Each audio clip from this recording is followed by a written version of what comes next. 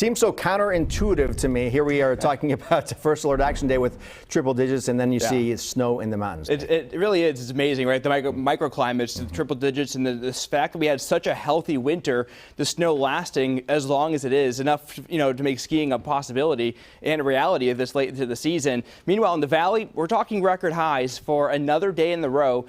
Sacramento at a record high this afternoon at 109. Lincoln did reach 110 degrees today.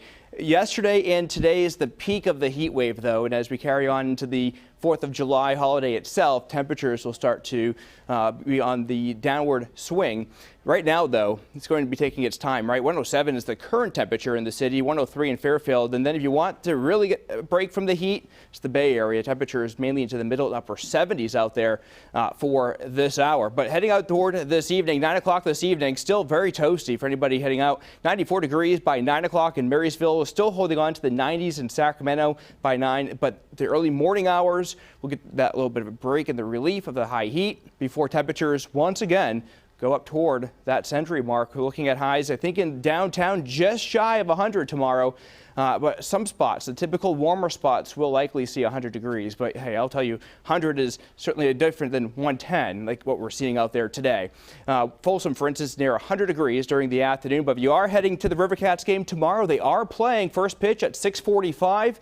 Not as hot, right? 93 degrees, lots of sunshine. Temperatures will be on their way down as we start seeing a return of that south to southwest breeze. Yolo, Solano counties, what a change. You go from 90s to near 100 by Woodland, Fairfield, 80s. Further southwest, you're looking at 70s, and that will be the case even out into the Bay Area itself. And then for San Joaquin County, temperatures also into the triple digits tomorrow, and then lots of hundreds as you work your way further south into the San Joaquin Valley for the afternoon hours tomorrow. Tahoe, by the way, another day peaking into lower 80s. So again, it's very elevation dependent, but Placerville could be about 96 degrees. All right, let's talk about some cooler weather coming our way, right? As we get toward 4th of July, we'll start to see a return to more seasonable weather. That's temps into the mid-90s.